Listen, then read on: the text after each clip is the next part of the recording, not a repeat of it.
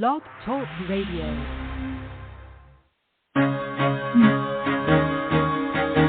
Carol the Coach. Sex, love, and relationships. We talk about it here. Carol the Coach.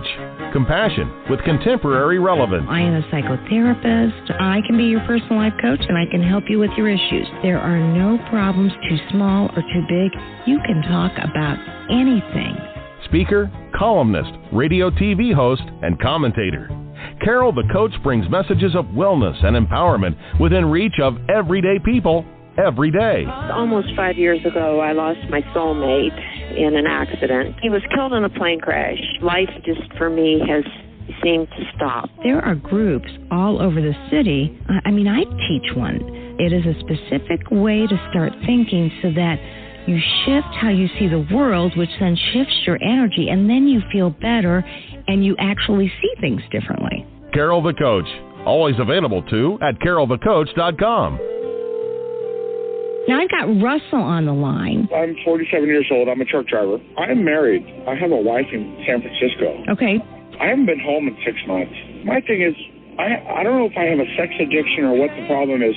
Why do I want what I can't have? And as soon as I can have it, I don't want it anymore. You're right on target when you say, I don't know if I have a sexual addiction. Well, guess what? Yes, you do. And you know what? That's my specialty, Russell, so you're at the right place. Continue. I meet women online, and I'm in a different part of the country. I travel all 48 states, so I love sex. I hear self-esteem issues. You never felt good enough, and you didn't feel like you were getting what you should have then, and you're reenacting that now. Do you want to change that about yourself? You get what you need.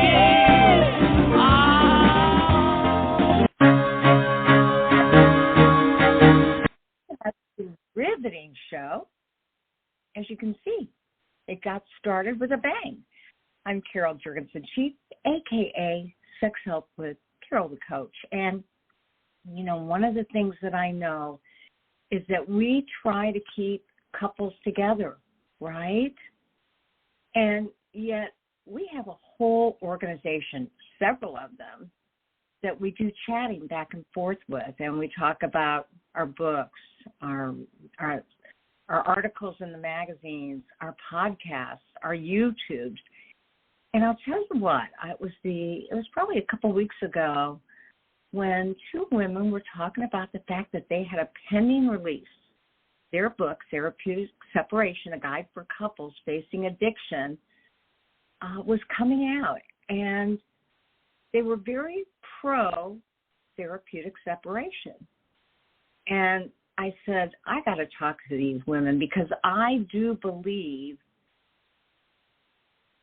for a variety of reasons, that some couples need that therapeutic separation. For the partner, his or her brain needs to heal, and safety may need to be established, and sometimes that doesn't really happen until boundaries are set up. And, I think when rules are really spelled out, and oftentimes when you go through a formal therapeutic separation, you find out what the rules are, and then you really can start following what you might not have been able to follow because of the stress, the crisis, the shame, the pain, the trauma of sex addiction and everything that it entails. So I was super excited to be able to book Stevie Hall and Lindsay Stanley, who have this guide coming out for couples. And they're going to talk today about why they wrote the book, what is it about, what are the pros and cons, and, it's not that I want you necessarily to get a divorce listening audience, but I do want you to have a safe situation. Safety is by far the most important thing we can do for a coupleship, is get them into safety. And so for that reason alone, I've invited Stevie and Lindsay on the show, and I want to welcome you ladies to Sex Help with Carol the Coach. Hi, Carol. Hi, Carol. Yes, this is Lindsay and Stevie. We're really excited to be here with you. Yeah, thank you for having us. Well, absolutely. And this is one of those topics that can be confusing. So I got to ask you, ladies, and you decide who's going to talk first.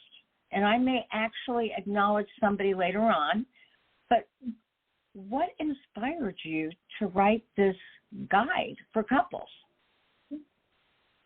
Well, and Lindsay speaking, over the years and working with a variety of individuals, it became very apparent that there was very little resources accessible for couples that wanted to stay together or wanted to try and figure out how to stay together, but they were so traumatized by what had happened in the relationship.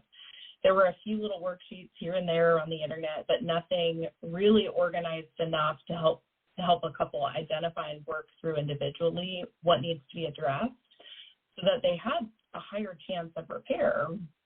And interestingly enough, which Stevie I'm sure we'll chat about a little bit later, is how very little research there is on the topic of separation in general, and how ambiguous separations tend to be. And so I remember I was working with a variety of clients, and it kind of hit me in the middle of the workday.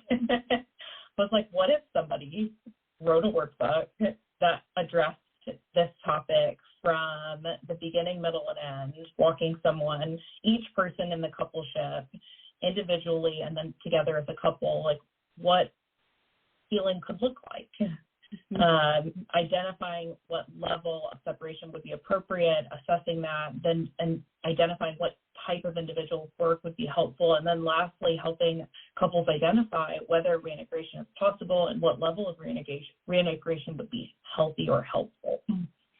Yeah, so obviously it was your brainchild. I mean, it came to you that was needed, and I so appreciate that because that's what I found with my empathy books. It started from watching people with that deer in the headlights look, and they didn't know what they were doing, sex addicts in particular, and you could see they needed more information, and there was nowhere to get that. And so I applaud the two of you for putting this together. So tell me a little what can they expect? The manual itself is still pending publication, right? Yes, it's still pending publication. It's in layout right now, so it should be released soon. There's really no more to write, not much to do with it, so we're just kind of beginning to share about it. And I would say, as far as what you can expect in the book, there's a lot of information in the book. So this workbook is over 200 pages, which for us is pretty exciting because, if you've seen the resources, Carol, they're not quite 200 pages, and separation is such a delicate process that the reason why we made the manual so comprehensive is to really support that delicate process of a therapeutic separation, really from the time that someone even considers the idea and they want to explore that idea, all the way through creating a separation, sharing it with others, exercises for individual growth, and then really evaluating, do I need more time? Am I ready to try to reintegrate? And or do I want to permanently separate? And all of those require planning and exercises and thinking through. And so really, I think every chapter of the book, we have 10 chapters, includes exercises in it to really support someone in this process and to help them think about what they need and also ways to take care of themselves or to make the changes that they want to make during that time. Our goal, Lindsay here, our goal is to create a resource that took the ambiguity as much as possible out of an incredibly ambiguous time of not knowing how to heal. We wanted to, and obviously we can't control whether people will do the book to the depth. We hope they will, but our hope is that it would be a resource that at minimum gives clarity on what next steps should be taken, whether that involves reintegration or further separation, but our hope is to give couples the best shot at really healing. Yeah, that makes a lot of sense. And so you find, as do I, that a therapeutic separation can be very, very helpful if done properly. Tell us some of the boundaries or some of the guidelines and why you feel like it's not the kiss of death, it may be the kiss of helping brains heal. Yes. Yeah. So one of the things that we help couples identify is helping them collaborate to set their own boundaries. So we don't have, like, the book doesn't have a one-size-fits-all, but rather we help them go through each dimension of life, like child care or pet care, communication with relatives, how they engage their faith, and going through all the different dimensions and identifying and collaborating together what boundaries would be most helpful to set for the long game of whatever may come after the therapeutic separation. And so the idea here is to not collect more trauma by not knowing what's happening, but rather to remove any and all question marks so that the individual work can be done. And I would add to that something that I really like about the book is that we're looking at boundaries within the coupleship and the individual. Yeah. Because sometimes, putting boundaries around what we know triggers us, putting boundaries around our reactivity, behaviors, different things really helps create that safety. And so I appreciate that we address both in the book to best help create that safe place. Well, that makes a lot of sense. And do you also agree that it gives, especially a partner's brain, sometimes to heal in the same way as an addict can say, you got to go for treatment. This is out of control. You're not able to do it on your own. We need to intensify your level of care, and they go away. Mm-hmm. Most of my partners go, this is great for so many reasons, but the best one is that I get some room to breathe and to really have time to think. And that's what I think a therapeutic separation can do. Absolutely. And I've seen that personally with clients. Maybe you have as well, where maybe a partner hasn't had the space even to do some of their own work. And so taking that therapeutic separation sometimes is the first step to go, I've got breathing room. It's safe enough now for me to step out of fight or flight and to begin to look at some of these things in a new way or a deeper way. And so I have found it immensely helpful for partners. I know it's a very scary step, and that's why we create a lot of safety around it. But it often, even with that fear, creates safety and creates this new opportunity that wasn't there before. Yeah, I also find that having the space can create a little bit more of a pocket of room to work through, to identify and then also disarm some of the triggers that might be coming up relationally between the couple that can be a little bit more challenging to do in a actively hurting relationship. And so creating that extra pocket of space can give, especially partners, that breathing room to really do the deep digging of finding healing for themselves. Well, I want to remind my listening audience that I'm talking to Lindsay Stanley and Stevie Hall. They've got a zillion initials after their name. Probably the one you'd care the most about is that they're both CSAT, and they're certified sex addiction therapists. And, they put in their time learning about addiction, all kinds of addiction, all types of compulsive behaviors. And they felt there was this need for a document, for a 200-page book to actually make it clearer to you why you both might want a therapeutic separation. So the name of their book is Therapeutic Separation, a guide for couples facing addiction. It's not out yet, but it's going to be via Amazon. Yes, I suppose so. Mm-hmm. Yes. And you don't even work for the same practices. I mean, Lindsay, you've started your own practice. You employ people, right? And yes.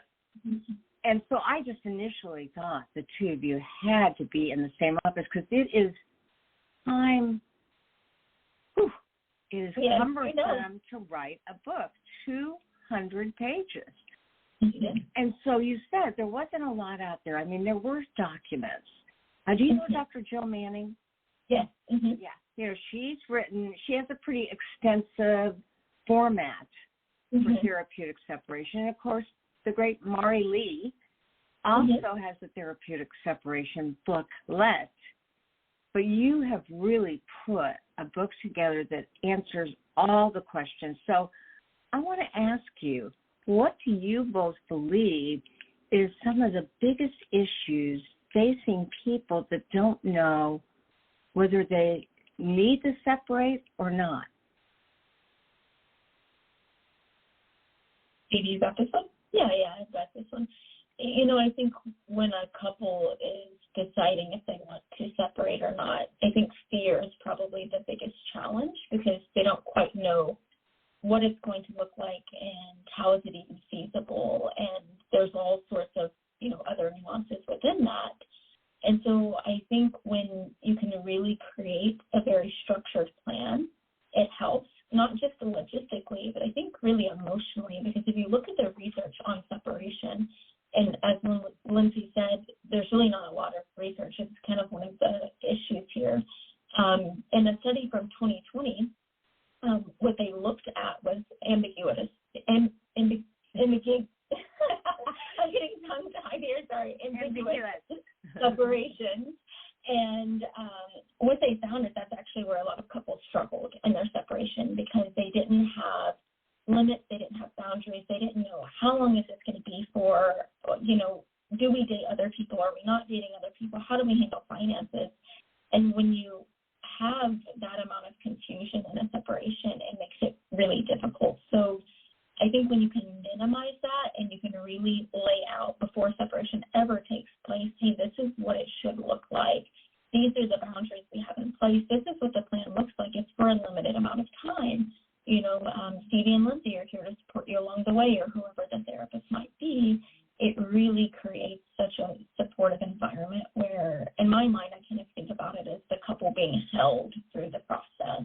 We're trying to keep all of it together in a safe way, creating space, but also just holding so that the couple can make the progress that they need to make. And so I would say fear is probably the biggest challenge. Mm-hmm. Sometimes, you know, it's just not practical for a couple not to live in the same home. Mm-hmm. And so we talk about, to not live in the same home, but also to separate. Mm-hmm. And so for financial reasons or childcare reasons, they need to be in the same home. And we address that in the book as well. How can you create some sort of therapeutic separation while still occupying the same space? And while it's not necessarily the, I don't know if you say preferred or like a true full therapeutic separation, there's still a lot of benefit in that as well. Yeah, technically that would be what's considered a controlled separation, where you're emotionally separating, but you're physically remaining in the same kind of general area instead of fully being in two different places. Mm-hmm.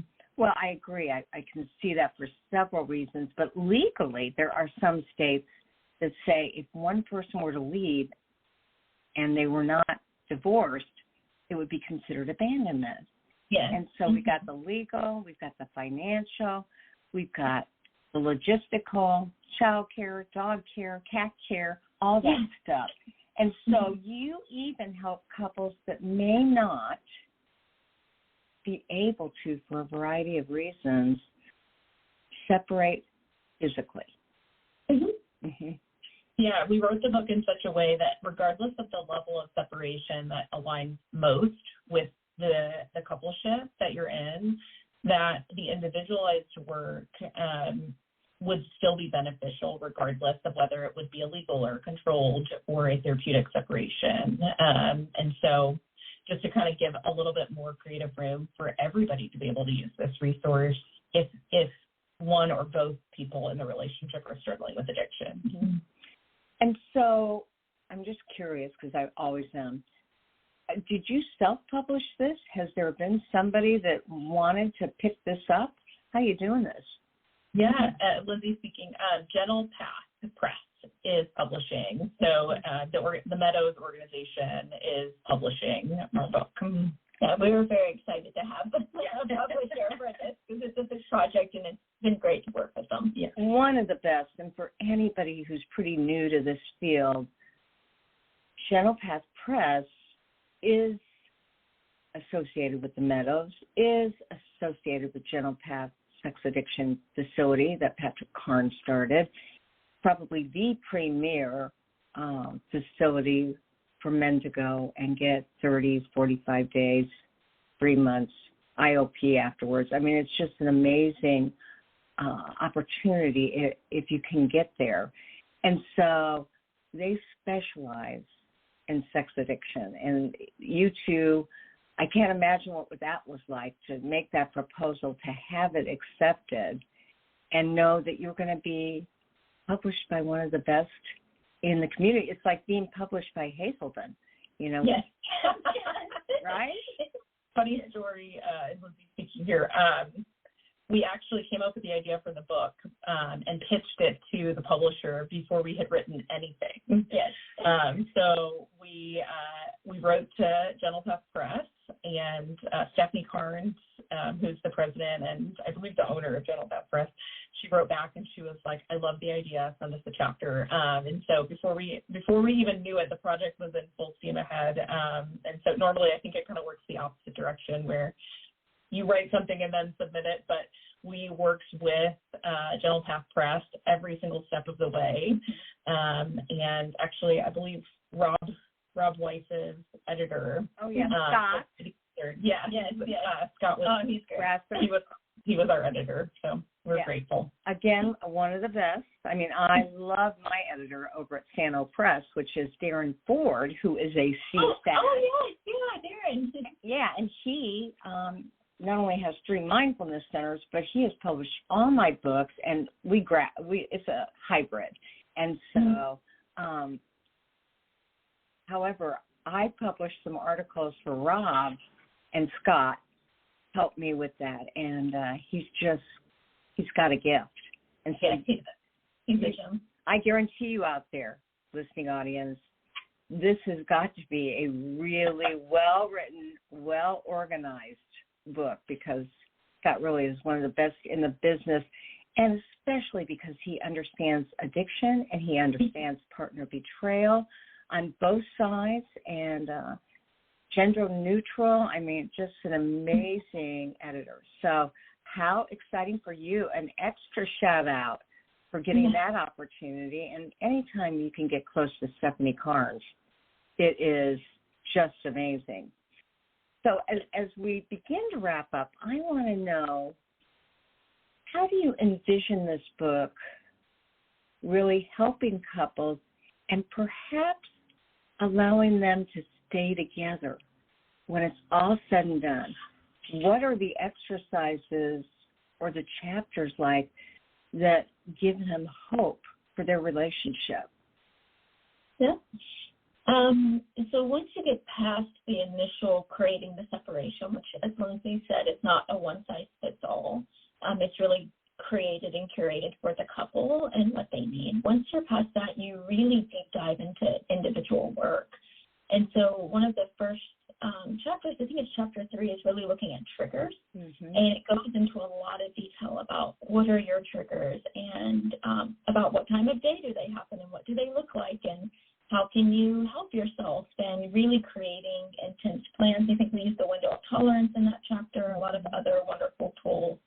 And then that moves into sharing with others. So once, you have worked through what some of those triggers might be going through this process, we begin the process of sharing with others. We give you a sample script, some points to think about. We help the client create a script for separation. And then from there, chapter 5 is a really big chapter of individual work. And I think one of the wonderful things about it is it really does a great job of intertwining the individual aspects that also influence the coupleship. And so looking at, what does my attachment look like, and what are some of the fears I have, and difficulties with intimacy, and what happens when trauma is triggered, and then how does that play out into my relationship, and what is my part in that cycle, what is my partner's part in that cycle. And then it really goes into more depth about resentments and working through resentments and healing those.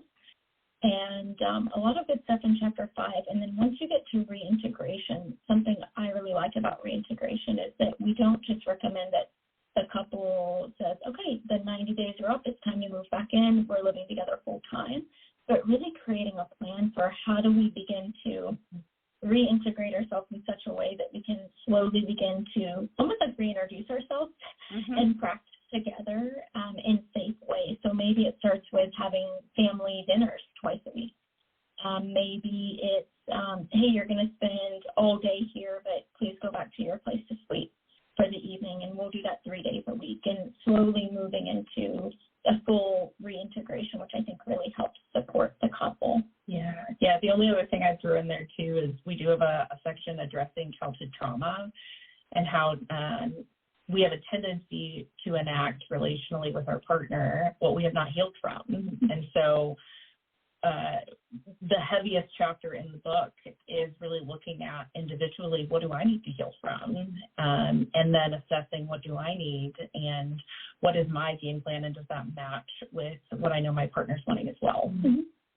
Well, that's, and I love that it spells it all out. When I hear reintegration, I immediately think of the Prakash talking about sexual reintegration. Mm-hmm. And let's face it, after a separation, especially if there have been some, and this could apply to anything, but especially if there's been a little bit of give and take and or boundary setting and then boundary shifting, it can leave you a bit confused. And so I see where, again, if you've got this contract, if you've written it out, it gives you permission to say, yeah, I was kind of weak there, and I was just trying it out, and what I realized is I'm not ready yet, and I want to go back to this contract. I want to go back to maybe the reintegration of phase 1 as opposed to phase 10. And I think that's so important because we know that partners don't want to get hurt again. Mm-hmm. And they've got to stay in that sense of safety. And at the same time, part of the dilemma of working with couples is that sometimes the partners don't want to give up a sense of control that they had for that reintegration. It's scary. And so it sounds like you have hit every chapter and you've been able to address many, many, many of the issues that a couples face. And you said it earlier. I mean, if they do this therapeutic separation and one decides, this is what I want. I need to be apart, and I need to be apart full time. You talk about that too, right? Yeah, absolutely. It's like we wrote it in such a way where there's so much room for individual and couples discovery of what's needed. It's like we have no agenda as to whether someone should stay together or not. It really comes down to will it work to be together, or will it work to take more space? And ultimately, that is such an individual decision. Ideally, those that work through the workbook are doing so with the guide and helping of their therapist or with their couples therapist. But even if you were not working with a therapist, our hope is that there would be exercises in the book that still would be useful. There's a lot of shout outs to different types of therapies that exist, obviously for CSATs, because we are trained in facilitating disclosures, and what we envisioned for this process is therapeutic contracting with both or a separate therapist specifically to kind of bookend the front and then the ending of a therapeutic separation. There should be a healthy therapeutic separation should never involve this sense of I don't know what's happening. Really, the goal of the book is to give everyone that clear idea of this is exactly what's happening so that I can work on what needs to be worked on to heal, so that whether or not this relationship moves forward or not, that I'm walking out the other side of it feeling like I've genuinely invested into something positive in me. Mm-hmm. Yes, and what I would add to that is if a person goes through this or a couple goes through it and they decide they do want to exit the relationship, there is a lot of information and exercises to help them work through that as well. Yeah. As far as preparing for things they need to consider before initiating that conversation, how to initiate it, and things to think about afterwards. So we don't leave them hanging there. There's quite a bit of information even for that part. Yes, again, I am talking about the new book that's soon to be released with the authors, and this is a book about therapeutic separation and why it can be helpful. And the authors are Lindsay Stanley and Stevie Hall. I've got a friend named Vicki Hall. Stevie Hall, and they are colleagues, and they have put this thing together because they know it'll be helpful for you. The book, again, is Therapeutic Separation, a guide for couples facing addiction. And there's a website for it, and it is www.therapeuticseparation.com. I can't believe, despite the fact there's not a lot of information, you got that great website. Yes. Right? We were excited about that out. Yes. It was meant to be for sure. And do you have the bug? Are you ready for your next book? Yes, I think while we were writing this, once we got it done, we were like, let's use the motivation to create something else. So we are working on some other projects right now that we're pretty excited about. And fortunately, Lindsay and I just work so well together that it's really easy. And I'm sure you can attest to that, Carol, that when you get a partner that is fun to work with, it's just really easy work. It's time-consuming. Mm-hmm. It's hard, but it's fun work. Well, it is really, really time-consuming, and yet it is almost as good, and it's never happened to me, birthing a baby. It's so hard. It's such hard work, but when it happens, it's the best thing in the world. I wish you the best of success. They're going to be able to go to Amazon. They can go to your website and pre-order yet? Not yet, but if you fill out your name and email address, you'll be added to, and you'll get an email when the book drops, letting you know that it's available for purchase. Beautiful, beautiful, beautiful. And what they say about any book is that really it's up to the author to market it. Mm-hmm. And so you two are going to be pretty busy. Again, I'm talking to Lindsay Stanley and Stevie Hall, both CSATs, who've just written this book, and they got more to come. So thank you, ladies. This is so needed. And it doesn't mean that the couple has to break up. It means that the couple have more safety to figure out what they need, what they want, and perhaps how they can reintegrate and have the best marriage that they could even conceive of, right? Absolutely. Yes. Anything else you want to add before we end? We're just so grateful that you had us on here, and I feel a lot of joy that I got to do this project with one of the best therapists in all of Dallas. So shout out to Stevie. She's amazing. Stevie's in Dallas, okay. And Lindsay, for you? I am in Dallas, but in Richardson, Texas, so a suburb north of Dallas. I did my CSAT in 2007. The heavy-hitting state was Tennessee. They had more CSATs than anybody in the world.